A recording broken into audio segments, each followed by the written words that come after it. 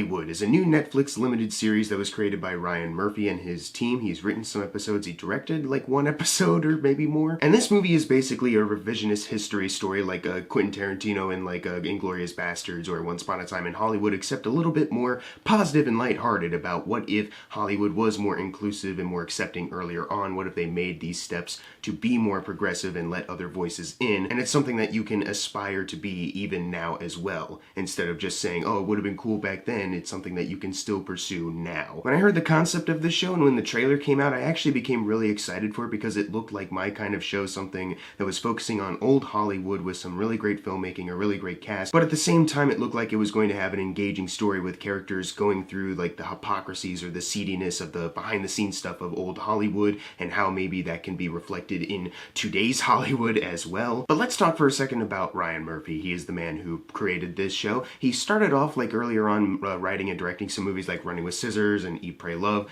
Haven't seen any of them. And then he kind of became more like on the map once Glee came out. He created that with Brad Falchuk, and then he also pushed himself even more into the limelight with American Horror Story, which is a show that I really enjoy. Despite some seasons not being as good as some others, I still have a fun time watching that show. Also on regular TV, some of it on FX, you have Feud with Betty and Joan, another series that he made. You have The People vs. O.J. Simpson, a part of the new American Crime Story anthology that next is going to be like about Melanie Lewinsky. Pose is another show that he has created that is on FX. You have other shows like Scream Queens, which I think is on Fox, and then 911, which he produced. So that's a lot of content that Ryan Murphy has made just for like regular cable TV. That's really impressive, and even then I already admired his work ethic to be able to work on so many different shows, although I did worry, like, I don't know, maybe working on all of these is really right, because maybe you'll get lost in some of the things you do, but it seemed like he had a good grasp on things. Then all of a sudden, the news comes out that Netflix has picked him up. They and Ryan Murphy have signed a deal where he is going to now produce more stuff for their platform. And that's exciting, obviously, but he's already working on so many projects. It's like, what else is he going to do with Netflix? Are some of these shows going to get canceled on regular TV? And apparently not, but he's still got a huge lineup of stuff coming to Netflix, like The Politician, which recently just aired its season 1 in September, but apparently this June, they have season 2 like almost ready to be released, which is fucking nuts. You have this show Hollywood, but then you have some other projects of his that he is still currently working on, like a movie called The Prom based off of a play that like recently just came out. You have another movie called The Boys in the Band with Jim Parsons and Zachary Quinto. He's not directing it, but he is producing it. He's bringing it to the Netflix screen. There's a show coming out called Halston with Ewan McGregor as the title character. Ratched, which is apparently about a character from One Flew Over the Cuckoo's Nest who's going to be played by Sarah Paulson. It's like the prequel for that character in One Flew Over the Cuckoo's Nest, also for Netflix. And believe it or not, there's still more on his upcoming projects segment on his IMDb page, which is obviously great for him. He is having a thriving career right now, which is outstanding. For anyone to be this busy. It's really something that you could look up to in a work ethic kind of way. I guess the main question that I want to ask though concerning these upcoming projects for Ryan Murphy is, how am I supposed to get excited for them when Hollywood disappointed me really, really greatly? It's one that was fun enough to watch. It was really well made, like a lot of Ryan Murphy productions. Great cinematography, great set design and costume design. They're really able to capture the era very well. Great score, soundtrack to accompany the episodes. Really great to listen to. And you have a cast that is really trying. Like mostly everyone is giving it their all in this. And there are definitely some characters that I did like. Dylan McDermott is a blast to watch in this. He kind of starts off a little seedy, but as it goes on, it's like, okay, I can see why you ended up here. I can see the commentary you're trying to make with this character, and it ended with something that I thought was really sweet with him. It was like, oh, that's good for that guy. Holland Taylor and Joe Mantello work off each other really well. They have a really great chemistry. Their characters bounce off each other really well, especially Joe Mantello, a character I wasn't really expecting to like as much, but as it went on, I was like, okay, I've warmed up to this guy a lot. There's definitely a lot going on with him. Patti Lupone really kills it in this show. She has a really great role, and Rob Reiner playing her husband, he has some lines that really kind of took me back. I was like, oh my god, like, I can't believe what's coming out of your mouth, but he kind of delivers it with such a flair that's like, it's hard not to be entertained by you, even if it is a little like just sleazy what he's saying sometimes. That being said, aside from being entertained by just the overall crafting of this show and some of the characters that were able to shine through a lot of the scripting issues, I just found a lot of this to be very basic, very kind of surface level. of what you would really want from a show, promising so much. And that was something I wanted to talk about too, is that it feels like Ryan Murphy had them flip-flopped as far as The Politician being like 3 seasons long, apparently. He's got it planned to be 3 seasons, and then this being a limited series. It feels like this should be able to go on for many more seasons. But The Politician, the concept from the like if you were just watching the trailer, it would seem like they're just going for like a limited series vibe. Of course, seeing how that season played out, they're branching off the story and growing it to be kind of something else, which is fine, obviously, but it's just really confusing that that show is getting more seasons, and he's able to work more seasons into his busy schedule, but Hollywood can't have any more. But it feels like they've kind of just merely scratched the surface of what they're trying to do. For example, there's a character named Raymond Ainsley. He is a aspiring director, who wants to tell a really passionate story that would include Asian representation, and he would want to get real-life actress Anna May Wong in it, who does appear in the show briefly. They kind of set up that arc, like, okay, after you finish this one movie that you're not as passionate about, but you're willing to work with it, you will be able to direct your passion project, maybe. They never bring up that passion project ever again, but hey, the show ends happy, so why not be happy? This is the kind of stuff that I'm gonna get into a lot, is that it feels like they set up some stuff that they don't follow through with, or they barely set up anything, and it barely feels like it's actually part of the show. Another example, Samara Weaving, who I really like as an actress. Ready or Not, she's great in, obviously, that's what everyone's going to talk about, but she had a really small part in 3 Billboards Outside Ebbing, Missouri, which was killer, she killed it, and The Babysitter, which is a movie I don't particularly like, but she shines through in it, and she made that movie a little bit more watchable. I like her a lot as an actress, and I think she's going in some great places. That being said, I was really disappointed by the lack of a role in this show, and it seemed like they were setting up something like she's going to be like the seedy kind of a spoiled Hollywood actress who doesn't really care about the art or getting a voice heard. She just wants to be famous because her dad runs the studio. Her dad is Rob Reiner, and he doesn't want her to be an actress, so she wants to rebel against them and just be famous. And it seemed like at first they were setting that up like she's supposed to be like an antagonist. Like maybe she's trying to like play her cards well, like she's trying to play the game well. But then either they completely forgot that they set it up, and they just move forward with, oh, she's sweet, she's a nice girl, and she's sweet with everyone, or they weren't setting that up, and I completely misread that. But I misread it in a way that made her character more interesting, because she really doesn't have that much else to do, and she's not really that much of a focus. And it's like, why are you going to include this character occasionally if there's so much more that you could do with her that you're not doing? The point of a limited series for a TV show is that you have a specific story and a specific length that you know is required to tell the story. You don't need it to go on for multiple seasons, but you don't need just the limited time that a movie has. So how come so many plot points feel like they're so underdeveloped, or that they don't go anywhere? You're supposed to also feel tension from the fact that the Ku Klux Klan is really upset that this movie with a person of color is leading it. They're making a movie with a person of color leading it, Laura Harrier, who is in Spider-Man Homecoming and Black Klansman. So there's an episode where it opens where there's fiery crosses in the lawns of every main character.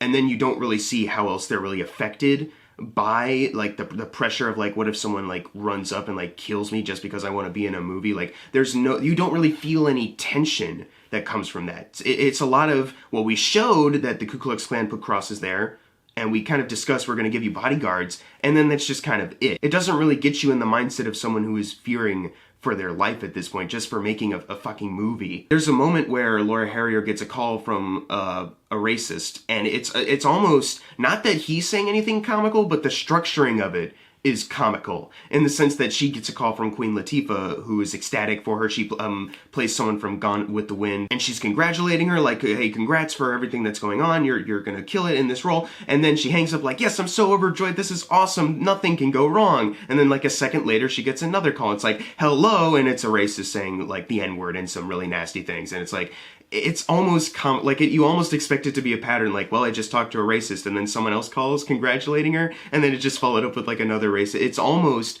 comical the way they structured it, not realistically so.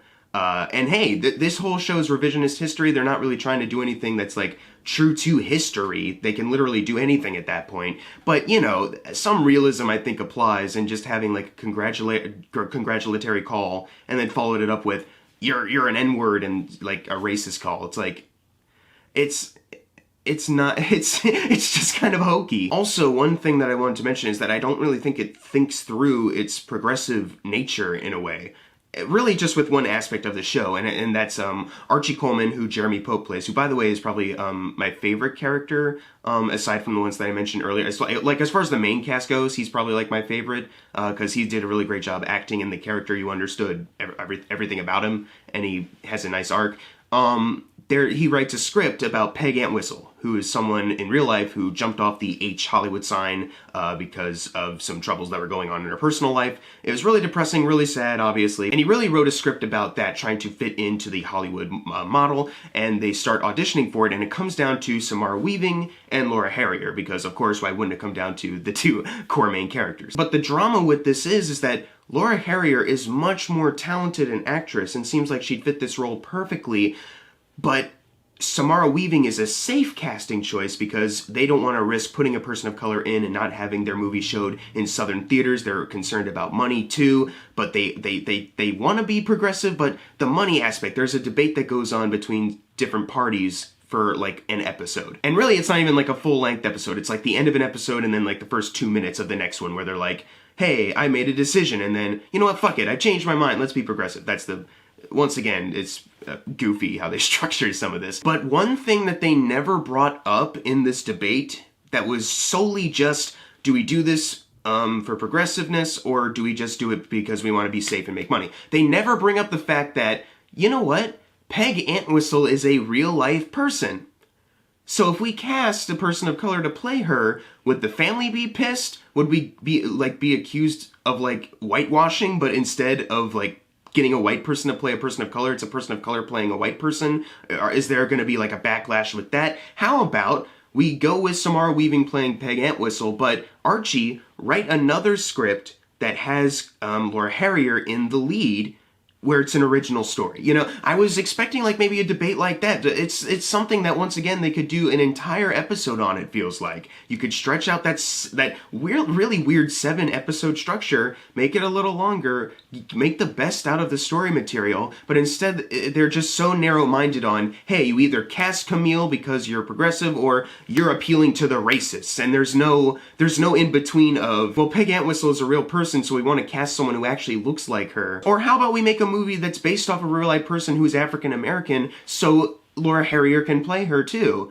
And we don't have to worry about the whole, like, the real-life person is a white person. But they never address it either. That's the thing. It's like they just cast Laura Harrier in the role, like, fuck it, she's cast. And then their only change is just, we're going to change the fact that she doesn't jump off the Hollywood sign and dies, and also her name is now Meg instead of Peg.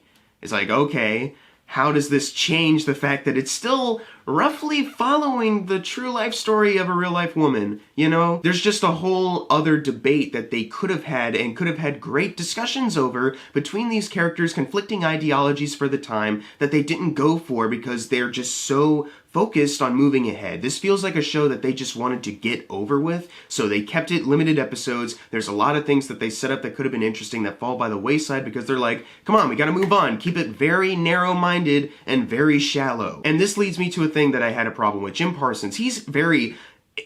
he's on fire in the show. Let's just say that. He's really acting his ass off, and he's trying to shed off the Sheldon Cooper aesthetic that he's had for so long, which is, you know, good for him. But the character, as far as, like, you know, he does a lot of things in the show. He affects the show in a lot of ways that, you know, I can watch and say, like, hey, it was kind of fun seeing that, and then, oh, he's being a sicko because he's basically the Harvey Weinstein. So it's kind of like a conflicting thing. He's acting his ass off, so you want to like him, you want to be on his side, but look at all this bad shit he's involved with. And it's like, I wish that there was more of a, like conflicting ideological struggle as far as, like, wanting to follow this character or not. But they don't really focus too much on it. There's, like, one scene where he signs Rock Hudson, and there's a lot of drama going on between those two characters, and he's like, you know what, let me give you a quick backstory real quick. My boyfriend got into a car crash and died, so now I'm a sexual predator. Feel bad for me. Like, that's kind of the treatment that they go about it, and you're supposed to kind of feel for him in that moment, but then they just quickly move on, like, okay, I'm back to doing dirty shit.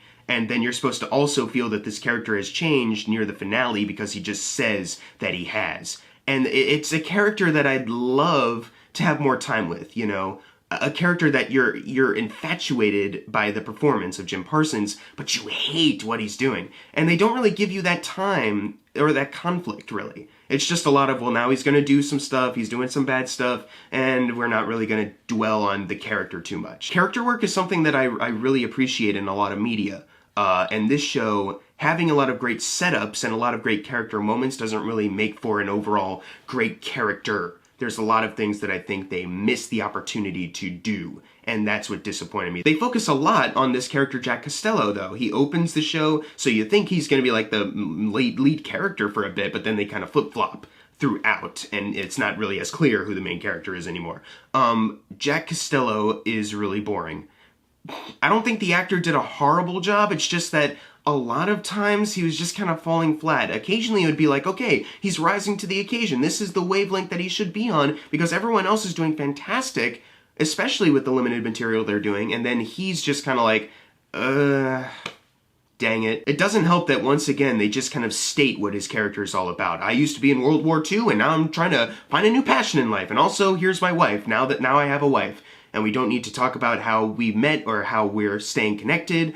Even though there's drama that's going to go on with our relationship later, we don't really discuss the good times either. It's just a lot of stuff that doesn't feel as well thought out as maybe everyone thought. And it just kind of leads me to believe that either Ryan Murphy has all the time in the world somehow, directing these upcoming films like The Prom, and producing and writing certain episodes of television, and directing certain episodes too, but overall being like a producer and seeing where the story is going to go. Either this show is exactly how he wanted it to be, and okay, that's cool, I guess, or he just kind of got lost in the making of it somehow. He had a great idea, but then he was just kind of like, okay, I need to work on this now, but I need to also work on everything else that's going on in my life, and I think maybe it's time for Ryan Murphy to be maybe a little less involved with some of the show. I don't know if he's like one of those people that's very hands-on with his projects. It seems like it, though, because almost every single episode in the show is written by him, save for like the second to last one. But every single one other than that is written by him, or he has a part in the writing of it. So seeing that, it gives me the vibe that he's very hands-on. He really likes having control on a lot of his projects.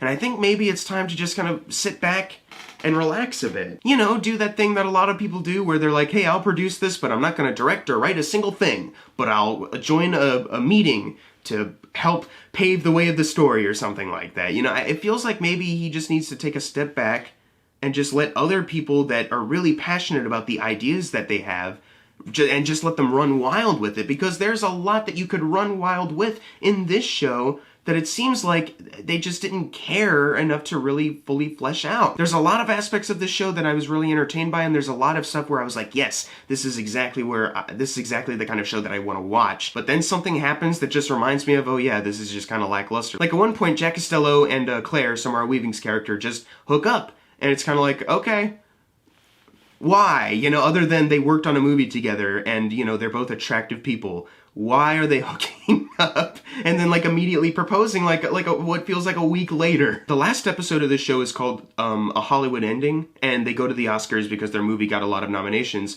It would be really great to also see the making of this film, what Raymond went through to put this thing together, other than you get a lot of other people's perspectives and you really only get to see them make the last 5 minutes of the movie. I would really like more, I guess I'd like more of a grasp on like what the story was leading up to it, because he just gets a call and he just starts rattling off to his girlfriend like, we just got nominated Best Actress, Best Supporting Actress, Best Director, Best Screenwriter, Best Picture, all this stuff, and it's like, okay, in order for this to not feel really hokey and fake, why don't we see a lot more of what this film was doing with itself, you know? Because then if you could see more of what the movie was trying to do with its execution and see more of the performances from these people, because Anna May Wong, I don't know what she did in the movie. They show a clip at one point of her performance, but then they cut away to focus on somebody else, so you just kind of barely hear what she's doing. And it's like, why does this movie deserve it? Other than it would be just so great for our main characters to get on top at the end. What in the context of this world did the movie do that was so spectacular? You know what I'm saying? Like, once again, missed opportunities to flesh out their world in a convincing way. So, of course, when everything is going right for them at the Oscar night, it's also just another one of those, like, oh, here we go. At one point, Anna May Wong and Archie, when they go up to accept their awards, spoilers, who gives a fuck?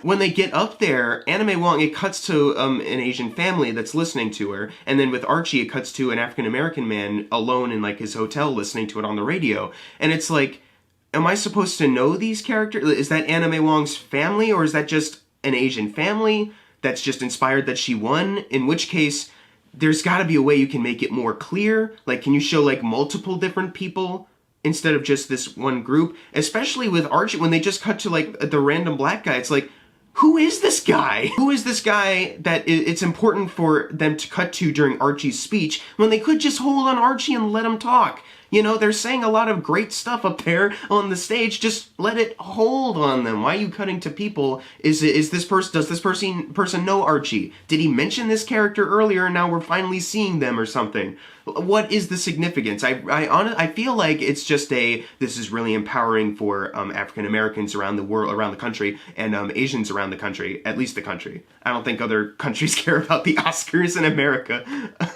But at least for this country in America, where a lot of white people have at this time been predominantly very successful, and it's taking a lot for other voices to get into the room. If that is the case, then cut to other people than just just one guy. It's like, it was frustrating. It was so frustrating and too schmaltzy. There's so much unearned schmaltz that happens. And the rushed feeling of it doesn't even end there. In the last episode, they make a time jump 1 year later, and you're in a really sad scene. Something bad has happened. And I was thinking like, oh, you set this up with this character, so, this is it. But then that character walks in, and I was like, what? Then who is this sad scene dedicated to? And it's another character who we've been following, but they never established having this issue. And it's like, what? Are you kidding me? They intentionally set up a character having a health problem so that you think when they cut to a sad scene later, like, oh, this is the effect of that. But then that character just walks up and they just kind of tell you like, yeah, that other character you liked, it turns out they were having a similar problem. Like, what? Where's the build-up? At the end of the show, it feels really unearned, and it feels like they haven't really scratched the surface of what their story is, but that's Ryan Murphy's Hollywood for you, I guess. A limited series that, unless they make a shocking announcement like, hey, season 2 is in development, but even then, it already feels like, you already wasted so much potential on the first season. That what could you really do for season 2 to win people over again, I was really let down overall, even characters that I like Camille and Raymond, like they were good together, like they had some good chemistry, those actors, but even then they suffer from the problem of why are these two together, why are they dating, what was their connection, what's their drive to be in the industry other than it would just be really great, like is there anything else? And it's just, once again, another issue that this production had, I think, as far as writing goes. Because everything, technically speaking, and the actors, even though they're given weak material, they're still trying to give it their all. And it's a show that has everything in the right place. But as far as the storytelling and executing where these things are going, it really falls flat for me. And I know a lot of people have been enjoying this show, and that's great, obviously. I had fun with it for the most part. But I was really hoping for something a little bit more deep, a little bit more complex as far as the very surface level writing that they had for the majority of it. And very similar to my Dwayne Johnson workaholic video where I made fun of how many projects he has on IMDb, I really wanted to highlight in this video why I think maybe Ryan Murphy just needs to chill out. I'm sure that you enjoy working a lot. It seems like you have a lot of great ideas and you have a lot of great potential to make some really fantastic projects, but I think being so involved as you are, I think maybe it's time to just take a step back, maybe let some other people work on some of these shows that you have ideas for. Honestly, I'm worried about The Prom right now because it seems like that production was really, really rushed, and especially there are so many other things going on in his TV world. All of a sudden he's got a movie coming out and he's got so many other TV stuff going on too that he had to focus on. It's like, I'm worried now about this film and every other project that's going to come out. Unless you take a step back and let some other people work on it who are actually passionate about it and have the time to actually grow it to what it needs to be. I have no problem with his career thriving, obviously. That's fantastic that he's had so many great opportunities to get projects out there. But that being said, I think it would also be really great that he could bring some projects for other people to tell as well so that they can get their time in the spotlight.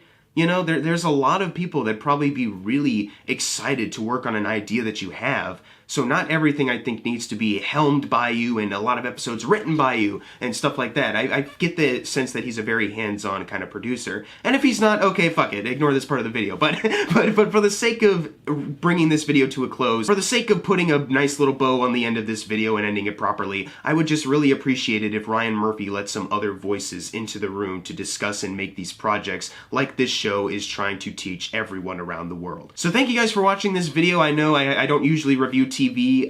It's just, you know, I gotta do something during COVID times, and I watched this and I had some stuff to say about it. But if you've seen this show, leave in the comments below what you thought of it. And as always, thank you guys for watching. Make sure to subscribe. I'm Jackson Fulcher. See you guys next time.